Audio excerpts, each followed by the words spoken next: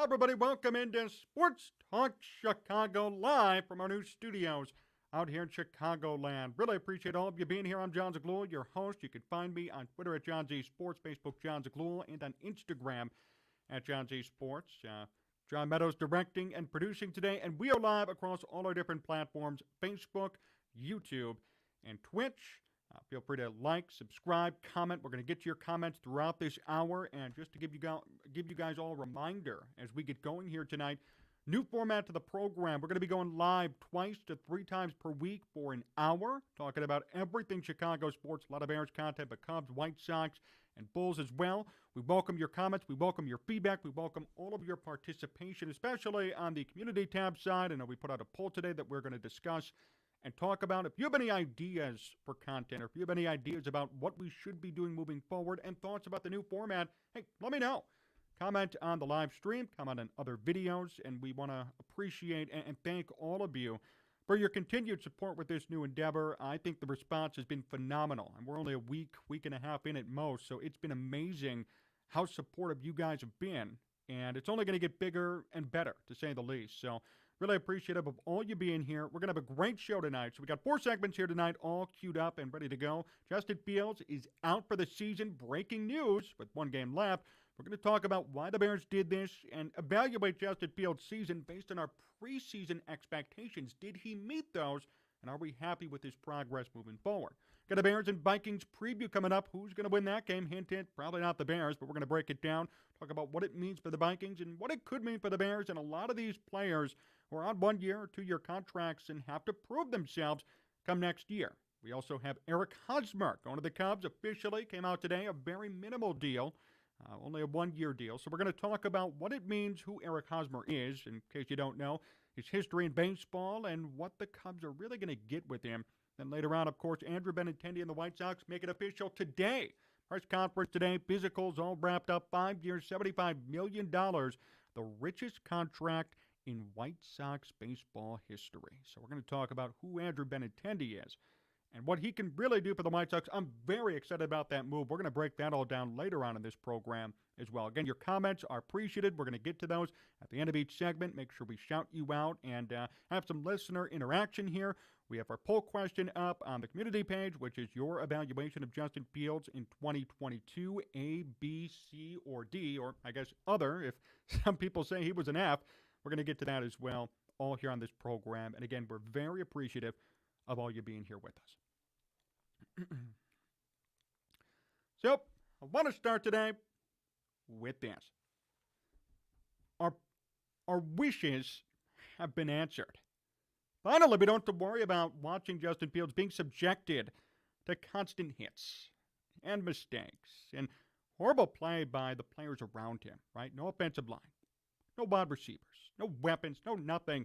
How are we supposed to evaluate Justin Fields? How could we even put a point on what he did in 2022? It's pretty difficult to me, and I could understand people's trepidation. I saw a lot of responses today talking about how we still can't evaluate Fields, which is partially true.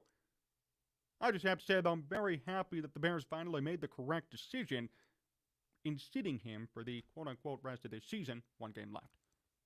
I think this was long overdue. And we talked about this on this program a couple of weeks ago. I went on the Tape Number Lives a couple of weeks ago as well. We talked about what would it take for Justin Fields to sit for the rest of the year. Is it a good move? Now, the consensus was there would be learning, right? There would be progress in playing in these meaningful type games. How would he respond to all this adversity? How's his body going to hold up taking multiple hits? Will the Bears play hard for him despite not playing for anything? Answered all that stuff was a negative. And the Bears kept losing, even though they're trying to tank, but still, Justin Fields did okay, but last week really was a train wreck, to say the least. And his Bears team, especially last week and in the weeks prior, did not play as hard for him as you thought he would. They didn't. Offensive line was horrible. Pass rush killed Fields. Wide receivers dropping footballs like usually. There's no wide receivers. At one point, Simba Webster was the Bears' number 1 officially due to tons of injuries and poor play.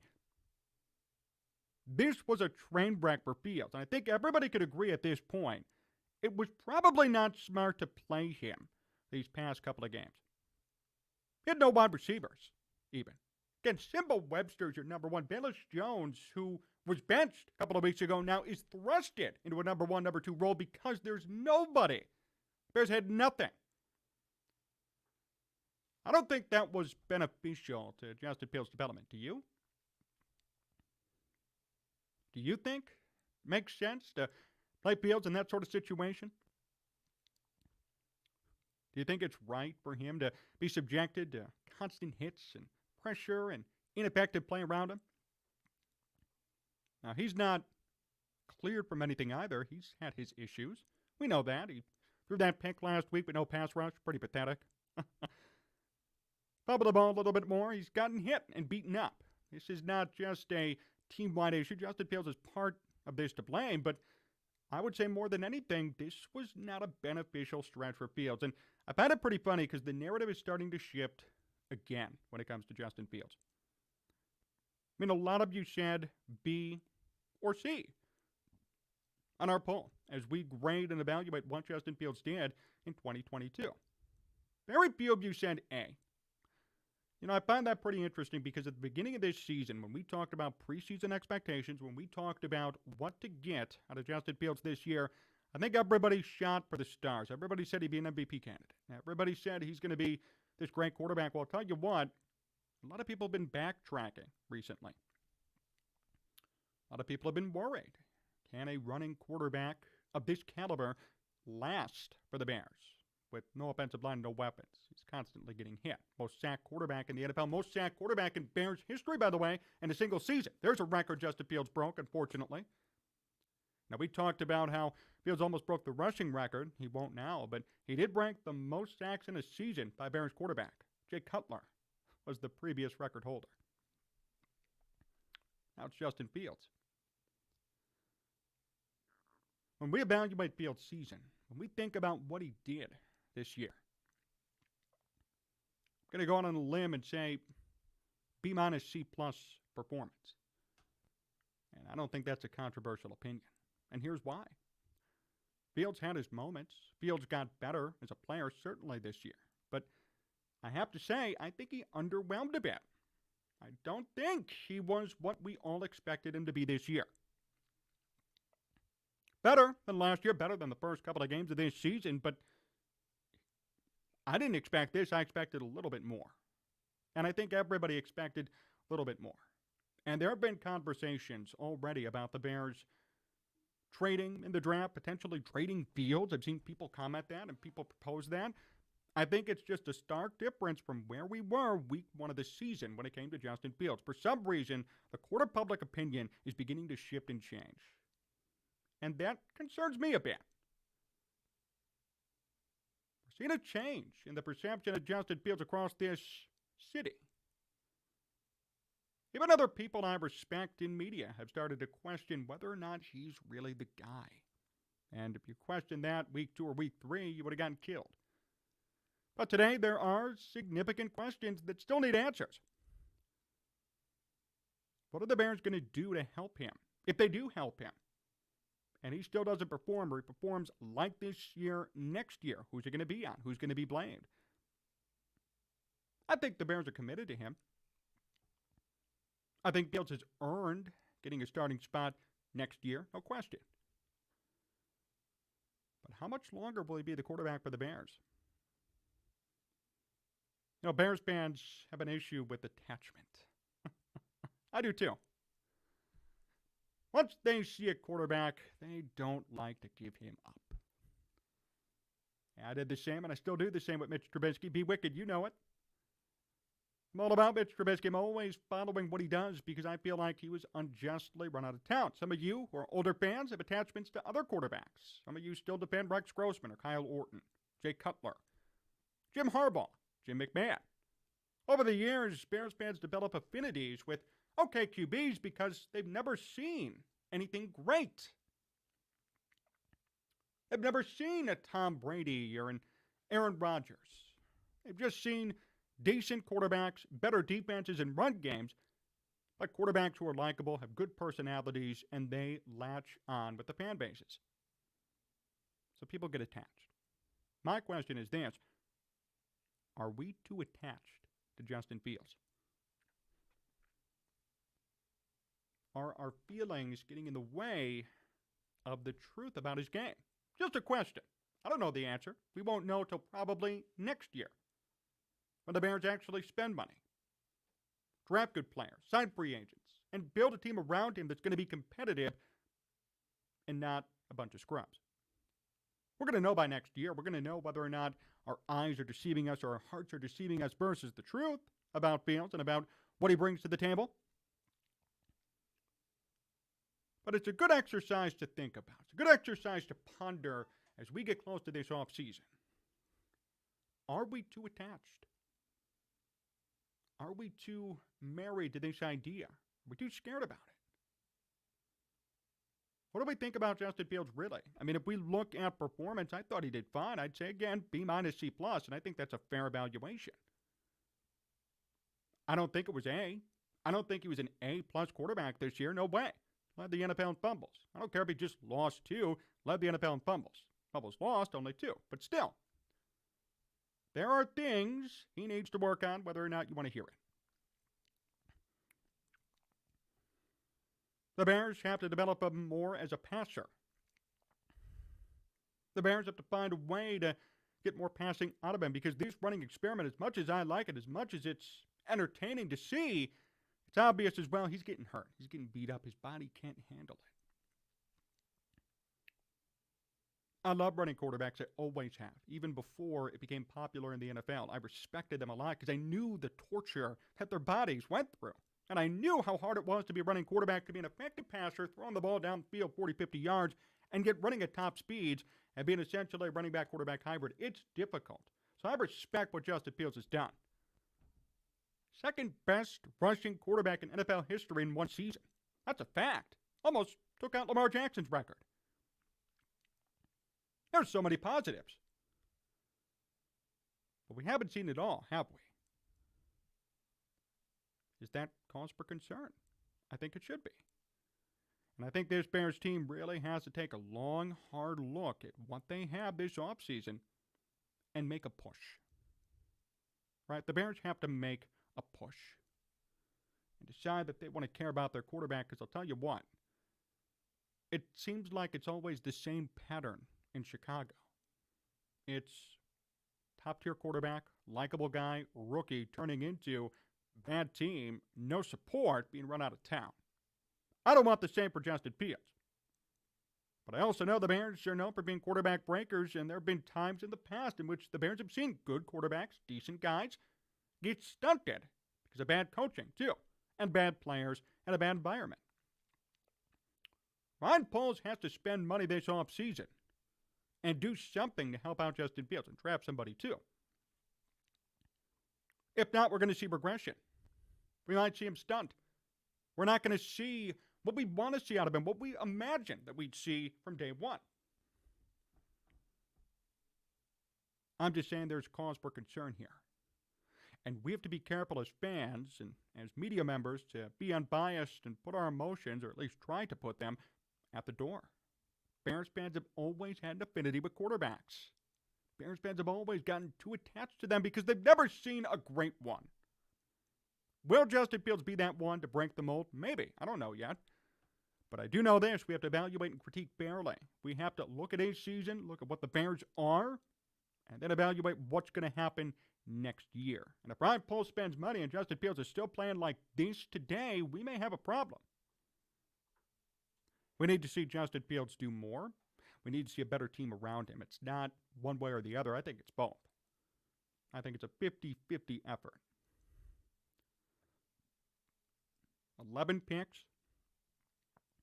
15 fumbles, 2 lost, so still 13 turnovers by himself.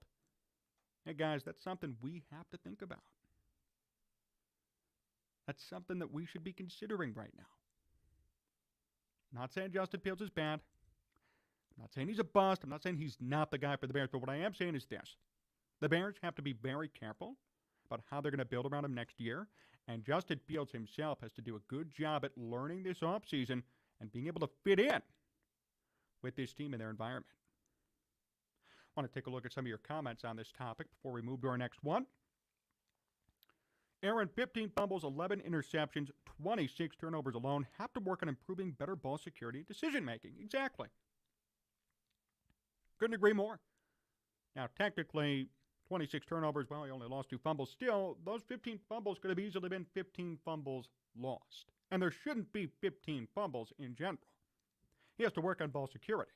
Interceptions, 11, that's not horrible, but it's high up there. You could blame the wide receiving, the lack of protection at the offensive line, the ability to have to throw the football super quick because he has no protection, but still not the best number either. Justin Fields is the guy we just need to surround him with talent now. If it doesn't work out, then we have a problem. That's right, Ahmad. We do have a problem. He needs talent to help him. Ancient Astronaut says this year the coaching staff and the players got to pass because of the rebuild. We go 3-14 again in 2023. Coaches are getting run out of talent. In fact, I'll say this. If the Bears are not contending for a playoff spot next year, I think there will be some change. And that's fair to say. We've given them some patience, right? We've given them the benefit of the doubt and said, you know what, you can suck this year, but now you got a number 1 overall pick. $120+ million in cap space. Supposedly the answer at quarterback. Next year, you better have a plan ready. You better have a team ready to at least go 9-8, 10-7, and contend. I'm not saying they have to make the wild card, but they better be in the race the last couple of weeks of the season, in my opinion. That has to happen.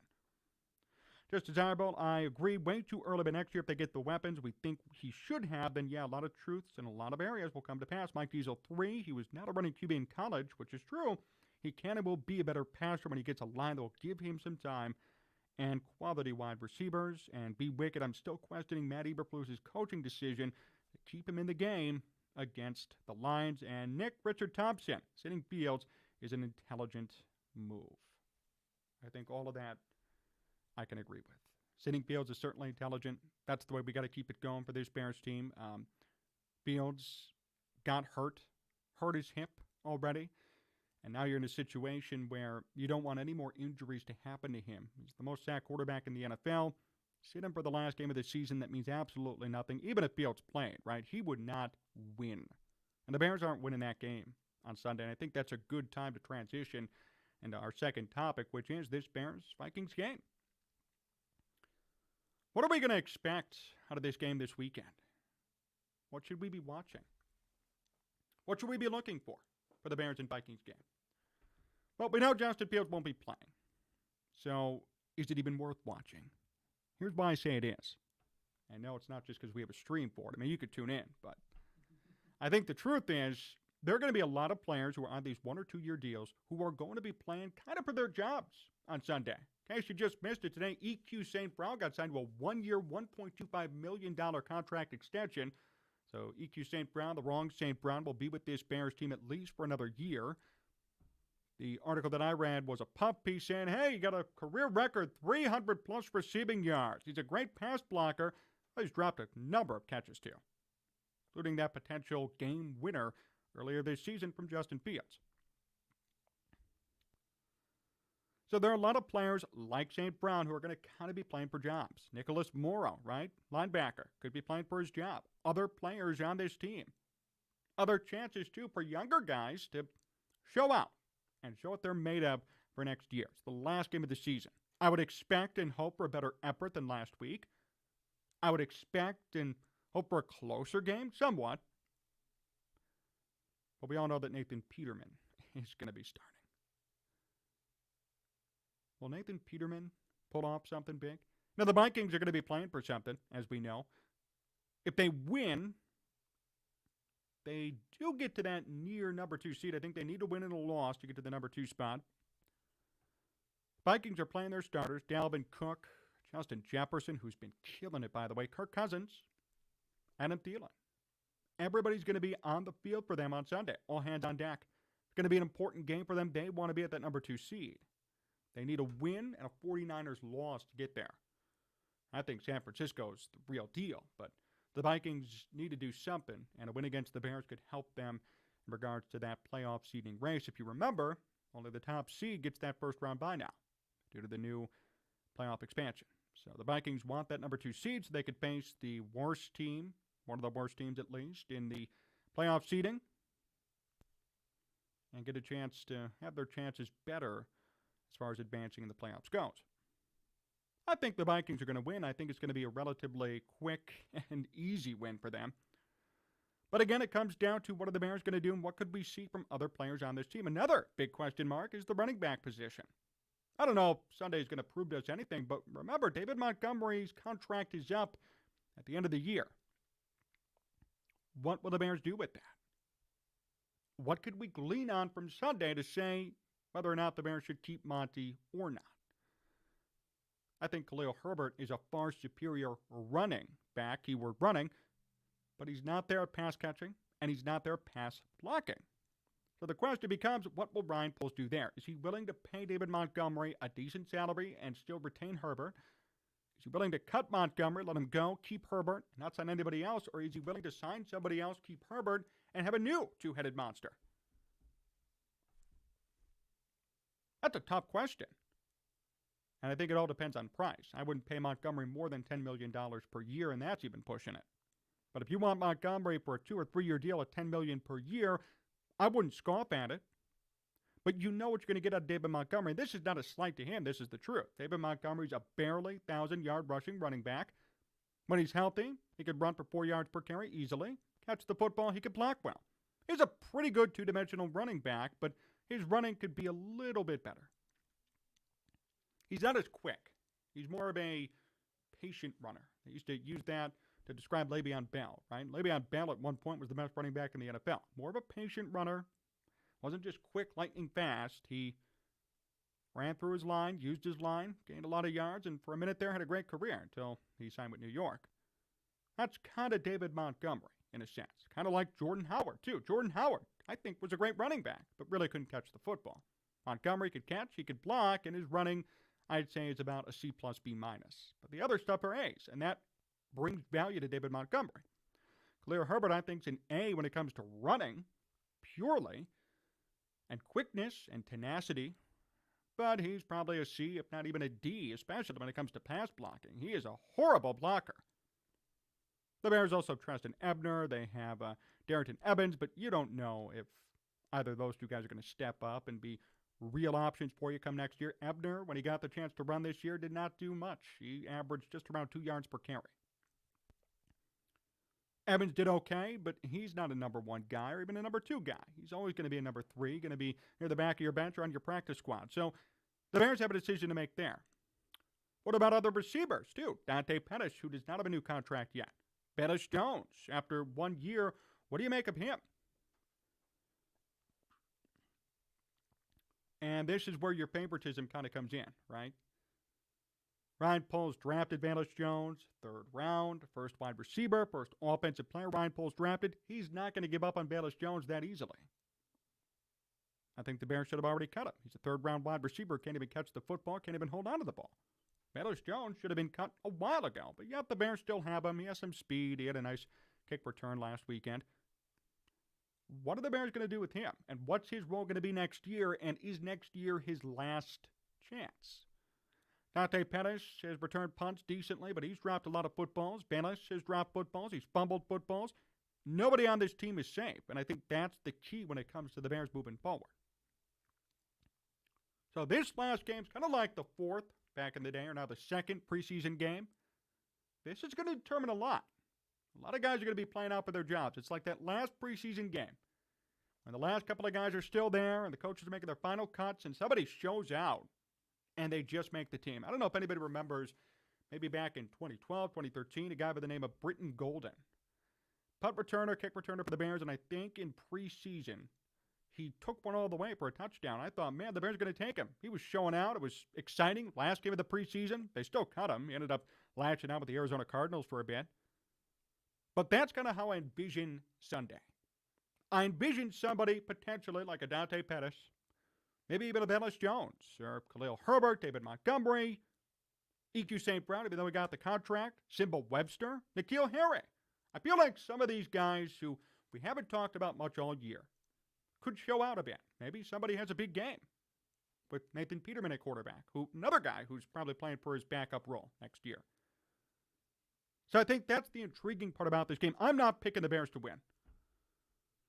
No way. The Bears are definitely going to lose this game. I don't know the spread offhand, but I'll tell you what, it's probably the Vikings by a hell of a lot.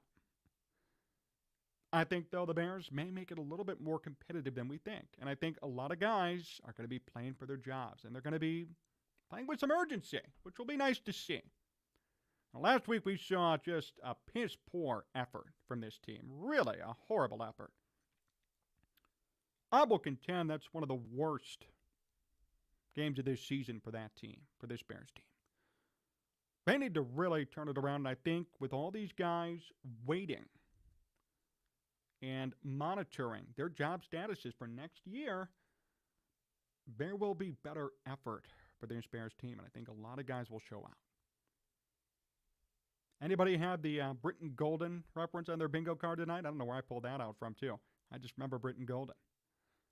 But I think there are a lot of guys on this team who are similar to that situation. A lot of guys who were brought in on a one-year deal, right, just to prove themselves. Everybody knew these guys won't be here for long. You know, the Bears are going to be rebuilding. And yet now we sit here today, and maybe some of these guys could make the team. Like Jack Sanborn, right? Jack Sanborn, undrafted free agent. Best replacement for Roquan Smith you could ever ask for. He should be on this team next year, and he should be starting. Not kidding. I don't care what draft position he is. I don't care if the Bears draft a linebacker first round. They won't, but if they do, Jack Sanborn should be starting on this team next year, and that's what I'm talking about. There are diamond-in-the-rough guys. There are guys you could bring in. And somebody like an EQ St. Brown, who I guess proved his worth as a WR3 or 4.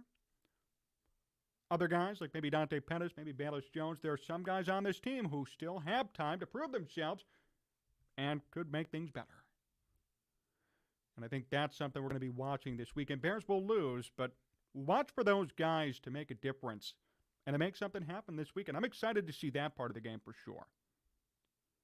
Aaron says, I'm still not content with Bayless Jones, and I'm not either. That's why I mentioned his name. He certainly has something to prove this weekend. Yeah, Bayless Jones, Trade Talk Sports, he needs to step up. He's kind of stepped up, but honestly, I need more out of him. If I see him drop or fumble another ball, I'm going to beg for him to be cut. Don't care if he's a rookie.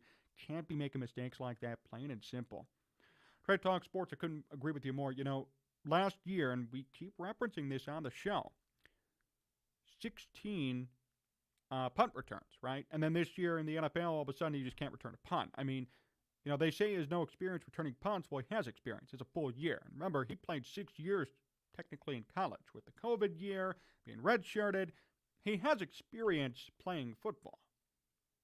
All these fumbles and all these issues that Bayless has experienced and that he's cost the Bears games because of are unacceptable mistakes that need to change. I don't drink the whole milk bottle. This thing's empty. It's just a prop, guys.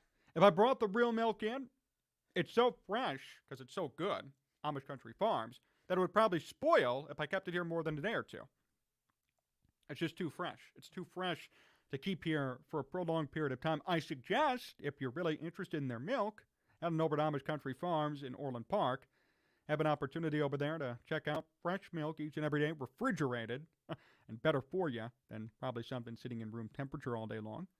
Also have the chance to find out check out some great cheeses that they have and other products that they have with imports weekly from the Amish of Northern Indiana. Appreciate the promo spot, see? We're getting those promos in. We're professionals here. We're professionals. Got John Meadows directing and producing. This is Sports Talk Chicago with Jon Zaghloul. We're live here at least for 30 more minutes as we bring you the biggest and best in Chicago sports. And in case you're just tuning in, you're kind of confused as to why we're live. Remember, we have new studios in the Chicagoland area. We plan on bringing you more content in 2023. That includes a couple of live streams per week in which we kind of format this like a radio or television show. We're going to bring you segments. We're going to bring you interaction, poll questions, and the very latest in all of Chicago sports. Not just Bears football, though there's going to be a lot of football. Also Cubs, White Sox, Bulls, and national NFL and MLB news. So we're here live. We appreciate all of you tuning in and hanging here with us. Still got 30 more minutes, and we still have a couple of more segments to come. So you really don't want to miss. You better stay tuned for this stuff, too. A lot of baseball fans in the crowd, in the building. Now, a couple of you asked me already about the Eric Hosmer signing with the Cubs. Who commented first? Somebody did King Pookie Nation, or was it somebody else earlier in the chat before we even went live asking me what my thoughts were on Eric Hosmer? What my thoughts were on the Cubs signing him. So in case you missed it, Cubs signed Eric Hosmer today. for a small deal. Nothing fully put out there, but some speculation suggests it's a one-year deal for Hosmer, potentially near the league minimum, and I think in the days to come we'll find out specifics in regards to money, but I'll tell you what, it will not be breaking the bank. It won't be like his Padres contract from before, which was, I believe, a 7-year, $163 million deal, and the Padres obviously regretted that pretty quick. That's not a slight against Hosmer. I mean, he had a couple of great years out in Kansas City, and if you remember those Royals teams of 2015, 2014, they were a World Series winner, right? They won the World Series with Eric Hosmer. He was one of their main pieces. Hitting .290, hitting 25 home runs, and the year he went on to free agency, the year before, hit .318. Best average ever, .882 OPS, best ever.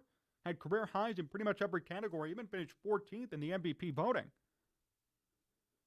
So it was a big move for the Padres and a big risk to bring him on, but he just never latched on out there in San Diego. I think the big thing was this year when the Padres wanted to make that move for Juan Soto.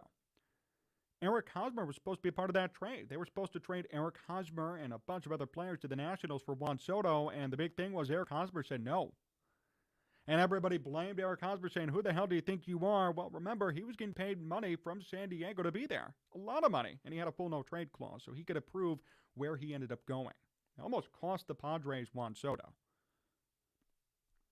So Eric Hosmer, maybe not too much of a team player, as some would say. Ended up getting traded to Boston, only played 14 games there. And on the season, hit .268 with 8 home runs in 104 games. Here's the thing about Eric Hosmer, as far as his career goes. He's always been a contact guy. Not really a big power guy. First baseman all his life. Good Gold Glover. Won 4 Gold Gloves, actually. Always been a good defender. Not a big power guy, though. Career high 25 home runs in 2016 and 2017. Only eclipsed 100 RBIs once. At one point, had he kept going, he was on pace to maybe get to 3,000 hits. Now that ship has long sailed away after his production out in San Diego. I'm so conflicted on this move as far as the Cubs go. On one hand, I think there's really no harm, right? Cubs bring in Eric Hosmer for a minimal contract, probably the league minimum. I saw somewhere maybe $800,000, but that's not official, so don't quote me on that yet. For 1 year, low risk, potentially high reward, and that's nice. And Eric Hosmer, if he could somehow replicate his past, this would be a genius move for the Cubs.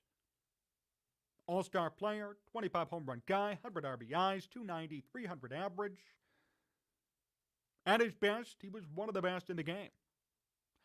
But at his worst, which has been the past couple of years, he's been less than league average. In fact, his OPS plus was 94 back in 2019. This past year, 108, which is better. That means he's only 8% better than all hitters in Major League Baseball. He's truly a middle-of-the-road stopgap piece at first base. Now, the Cubs, if you don't know, have a big prospect at first. His name is Matt Mervis. They call him Mash Mervis. He had 36 home runs last year in AAA, 108 RBIs, 300 average. He's the next big thing for the Cubs at first base. He will be at Major League training camp, or spring training.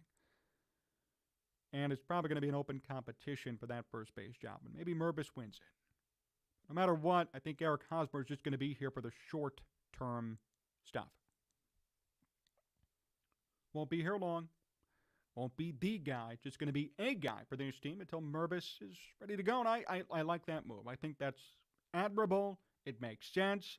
Locker room guy, veteran guy, not a problem. But here's my small issue with this. This is not a big signing by the Cubs. They went out and they spent money on Dansby Swanson, and nothing against Dansby Swanson, but he is not worth $177 million. I don't care who you ask. He is not worth that much money. Just this past year was his career year, Swanson. If you remember, big-time player, first overall pick out of Vanderbilt. I watched him play at Vanderbilt. And when he came to the major leagues, he was hitting 240, 250, and everybody stuck up for him because of the Vanderbilt lineage and the Vanderbilt connection and his brand. He was one of the first ever superstars, in my opinion, who was a superstar before it became a thing, right? He was a superstar back in college. He was a superstar in the minor leagues. Then he came to the majors, sucked, and nobody said a word about it. Just last year, he hit his stride, and he's about 30 years old. I think that's unacceptable for somebody who is so highly touted. Somebody who's supposed to be something significant. The Cubs spent $177 million after just getting out of the Jason Hayward contract, mind you. They spent the Jason Hayward money on somebody who could be another Jason Hayward, for all we know. Somebody who could come in, Gold Glove defender, right? But also iffy with that bat. The Cubs signed Hayward, just so you know, after hitting .293 with 11 home runs out of St. Louis. Hayward would never hit above .250 with the Cubs. Paid him $180+ million. Now they're out of that contract, and Hayward signed a minor league deal with the Dodgers, by the way. Good luck there. So could that be another potential Jason Hayward signing? I don't know. But I am very weary about it, and I'm not going to buy it till I see results from Swanson. So the Cubs spend money, in my opinion, maybe on the wrong piece. And now they're spending and going budget shopping at first base with Eric Hosmer. Why not spend money somewhere else? Why not give out more money to other spots on your team in which you have a need? That's all I'm saying. You got Nico Hoerner and Dansby Swanson up the middle. That's amazing. Cubs brought in Tucker Barnhart for a $3 million deal 1 year. I think that's fine. Barnhart's not a good hitting catcher, but I think that's okay for a 1-year deal. Still have no idea why they let Wilson Contreras walk for less than $100 million. See, that's my point. I would have rather paid Wilson Contreras $100 million or $90 million than Dansby Swanson nearly $200 million. So I really don't know what's going on behind the scenes when it comes to the Cubs. I don't get why money's being spent in certain places or how it's being allocated or who's really making the decisions over there. But they let Wilson Contreras walk. They brought in Dansby Swanson. They said at the beginning of the season, the offseason, that they're willing to spend money. It's time to spend. It's time to be a better team. And I think with the Dansby move, things will get better. I think they could be a 500 team, maybe even a little bit better. Maybe they contend for a wild card spot, and that'd be a huge success, really. I mean, for this team, for where they were a couple of years ago, wild card potential is amazing for them. I'm just saying, if you say you're going to spend money, spend the money. Don't go budget shopping for some first baseman after you spend $177 million on Dansby Swanson. If you trust Matt Mervis, then just use Matt Mervis. Then don't even sign Eric Hosmer. What's the point, is my thing. Now, Cubs did this back in 2021 and even partially in 2020 when they signed all these old guys who everybody thought could turn it on, like Jonathan Villar to a 1-year deal. That was a huge disaster. A lot of guys who were good in 2015 they brought in over the past couple of years to try and do something, maybe a spark, maybe get something out of them that was 2015-esque. And it didn't work. And they're doing the same thing now, repeating these patterns with somebody like Eric Hosmer. So that's where my whole issue is. It's a past thing that they've done, and now they're doing it again, yet they're claiming they're trying to win. In 2021 and last year, they weren't trying to win, and they got budget signings. Big players who were big in 2015, brought them on, small deals, 1 year, and nothing worked. Now you say, hey, we're ready to spend, we're ready to contend, and you're still doing some of the same patterns that we saw before. And I think that's the concern, at least, with Eric Hosmer. That's the thing we have to watch out for. At the end of the day, it's a small monetary commitment, and if he works out, amazing, and I'll look like an idiot in a couple of months. And I'm fine with that. I want the Cubs to win. I want them to look better and do well. But I'm not fully convinced on the whole strategy for the Cubs, at least, this offseason. I don't get how you could justify letting Wilson Contreras walk, yet spending all this money on Dansby Swanson, but not choosing to spend half the money of Swanson on Contreras, because really it was about half. Swanson about 180, 200 million in that range, and Contreras only got like 90 million from the Cardinals. So how you can not spend half the money on Wilson but spend all that money on Dansby really makes no sense to me. I mean, I'm trying to understand where that even comes from. I don't know. Nobody else has told me yet why that's happened. Everybody's just so happy the Cubs are spending money, and that's amazing, but I've yet to see anybody, even in media, analysts, nobody has told me why it makes sense to let Wilson Contreras walk for $90 million, $95 million, and signed Dansby Swanson to $177 over a long period of time. I think it was just to appease Cubs fans. I think everybody got all up in arms about the Carlos Correa thing, which turned out to be a great move by Jed Hoyer. Kudos to him. But everybody got all up in arms. Where's the money? Why are they not spending money? So they go out and they spend money on somebody who probably didn't really deserve it. We'll see in time. But I'll tell you this. I mean, come on. Do you really expect Dansby Swanson to have last year happen 8 years in a row? 8 more years of last year? Let's be real. I mean, look at his career averages. It ain't going to happen. I'm telling you right now. As far as Eric Hosmer goes, I think it's a low-risk move. And again, I'm just wondering why it even happened or what the point of it was. Because you have somebody in Mash Mervis who's going to be there. I don't know. Maybe they use him at DH a little bit. But this is just an oddly reminiscent move of guys like Jonathan VR last year or the year before, where the Cubs knew they weren't contending, didn't want to spend money, so they brought in washed-up players with big names in 2015 to try and coddle fans and make them feel good about what they're going to do this upcoming season. That's my whole thing with Eric Hosmer. Hope he does well. Wish him nothing but the best. But I'm just wondering about the motive.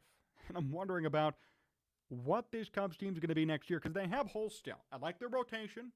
Young, talented. Last year, I thought the rotation was actually one of their biggest strong suits in the second half of the season. But I am still confused about what they're going to be doing here with Eric Hosmer and how they're allocating their money here in this offseason in 2022.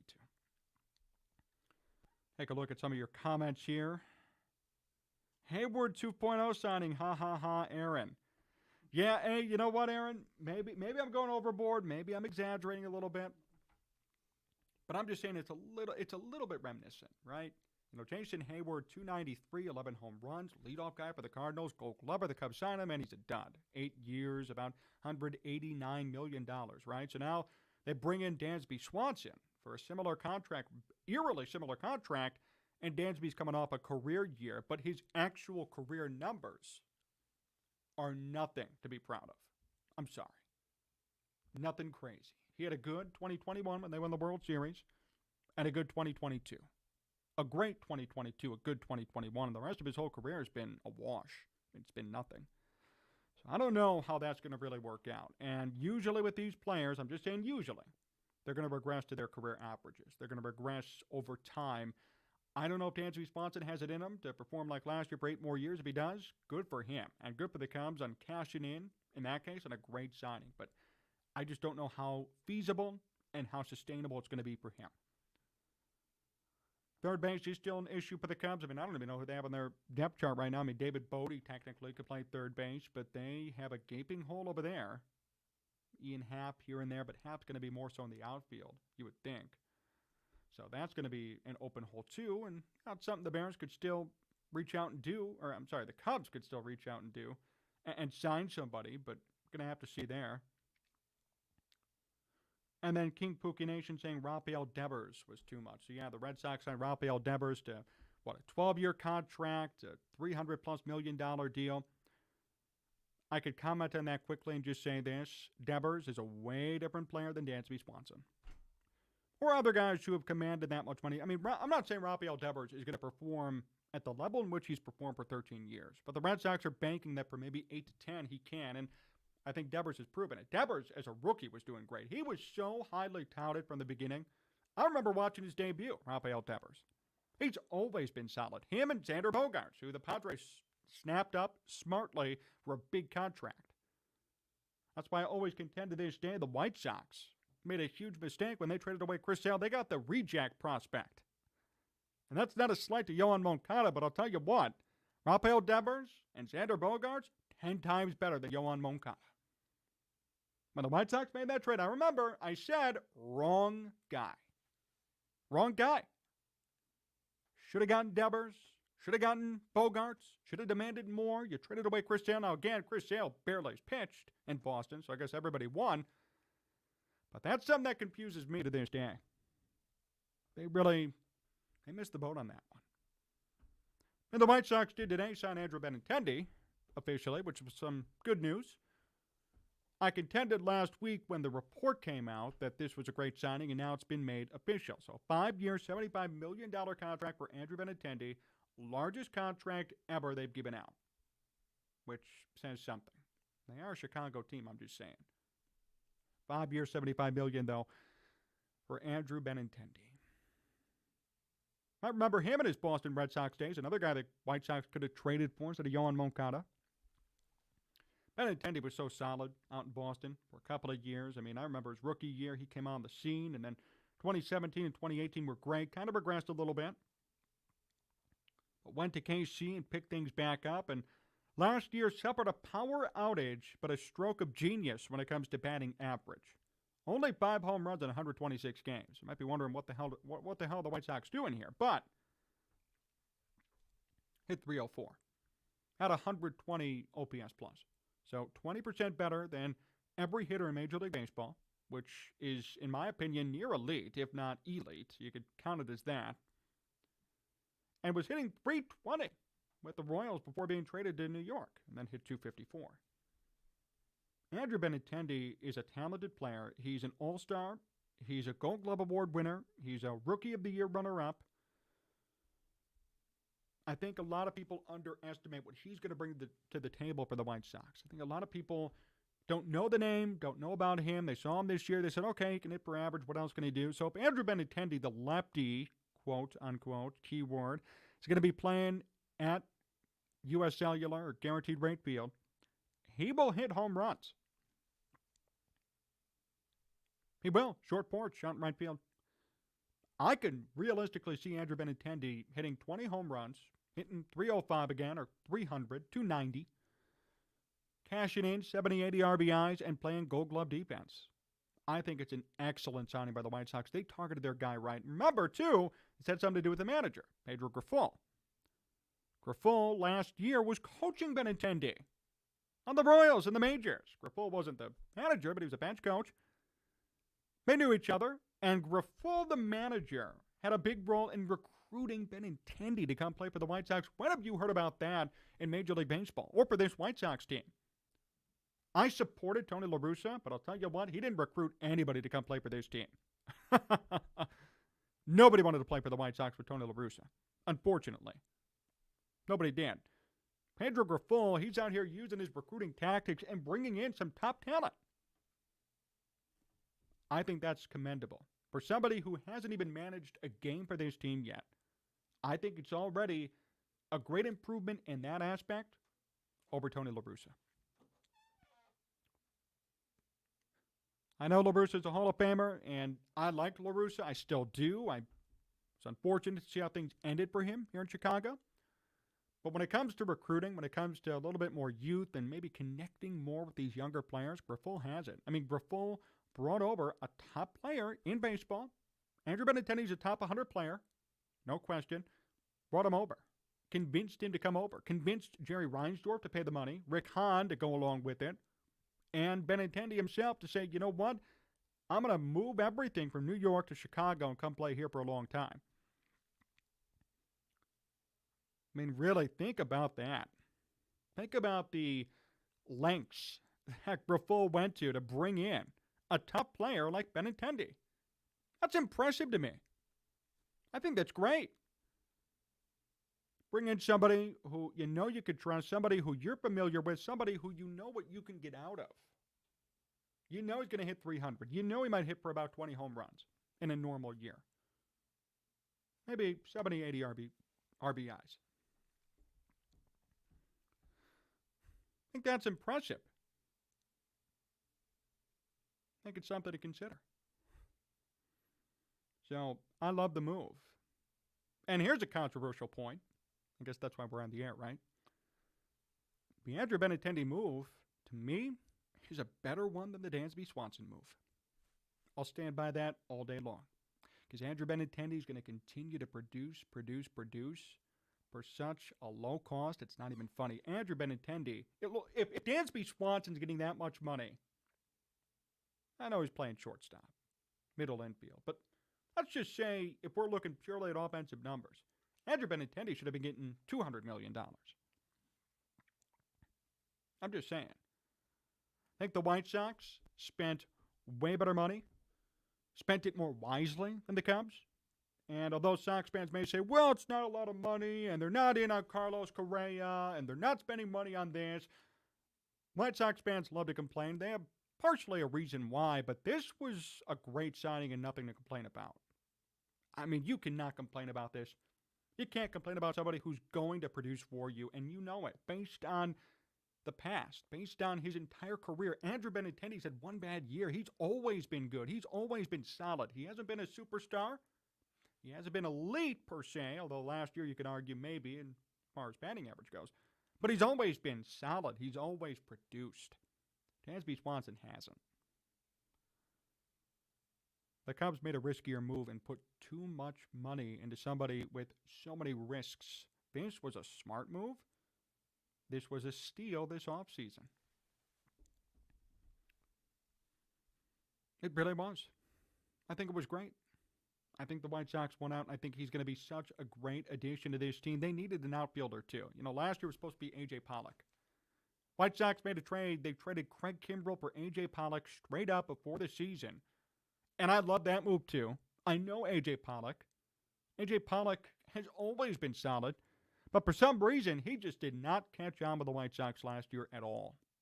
And they had the Billy Hamilton experiment, and Billy Hamilton's always a good runner but never a good hitter. No offense to him, I like Billy Hamilton, but I mean, his career batting average is like 230, and his career on base is like 280. So you knew that wasn't going to work either. The White Sox had so many issues in the outfield last year and at second base, and they still haven't really addressed that fully. It's going to be Leury Garcia again with a 66 OPS plus, one of the worst qualified hitters in all of baseball last year. But this was a need. This was a gap that needed to be filled, and the White Sox did a great job at doing what they needed to do. They didn't overpay. They stuck to their guns. Everybody approved of it. The manager recruited it and made it happen. Out of all of that, they brought in a quality player who is going to hit, who may hit for a little bit of power, who's going to play Gold Glove defense. I have no complaints with this, and I will still contend, whether people like to hear it or not. Cubs fans are going to kill me for this. They already have. I've heard it already. But Andrew Benintendi, way better signing than Dansby Swanson. There is no debate. There's no question. I think it makes so much sense based on money, based on past talent, based on history, based on what could come and potential, and based on fit. Andrew Benintendi is playing for somebody who he likes. He's playing for somebody he knows intimately, personally, very, very well. They know each other so well. Great move. He's going to be so comfortable. So comfortable, and he's playing at a short porch, right field. As a lefty, I think it's going to be outstanding. Whatever's going to come for him is going to be outstanding. There is no question about it. I think it's going to be great. Take a look at some of your comments here once more before we wrap up the hour here. Be Wicked, you guys should trade for Brian Reynolds and give my Pirates some top prospect pitchers so we have a chance of winning. I don't know when the Pirates are going to be good again, Be Wicked. And we talk about this in the Bears live stream all the time. I don't know when they're going to be good again. And it sucks because I grew up watching the Pirates suck for so long, then be good. 2012, 2013, 2014, the Andrew McCutchens, the Starling Martes, A.J. Burnett's, right? They were good. I enjoyed watching the Pirates. And then back to mediocrity they go. And it's unfortunate for them. And we get a new owner, says Be Wicked. Yeah, hopefully, right? Aaron, hanging with me. Love all the comments, brother. Steal of a signing for the White Sox. I think age was catching up with Tony La Russa. Yeah, Swanson's agent is Scott Boras, Aaron, so, I mean, that's why the Cubs overpaid for him. And Aaron, Billy Hamilton's another Joey Gathright, all speed but holes in their bat. Another guy, Quentin Berry. Remember Quentin Berry? Speedster. Good player. Good defender, but just could not hit. Joey Gathright. Remember him? Cubs player. I remember Joey Gathright. Remember when they brought him in? Speedster. I remember, and maybe you do too, Aaron. Joey Gathright, they did a promo on a Cubs game. This was like 2009 where they showed him jumping over cars. Like, I guess he was a parkour artist. Jumped over like 4 cars in a row due to his speed.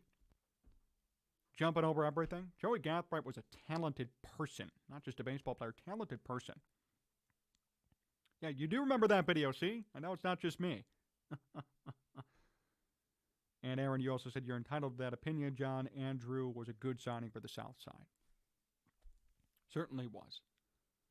I think it was a great move. I think it's going to be one of the steals of the offseason when we look back on the 2023 season in September, October, and we look at all the teams that spent all this money on all these players. Some of them are going to pan out. Some of them won't. It's the nature of the business.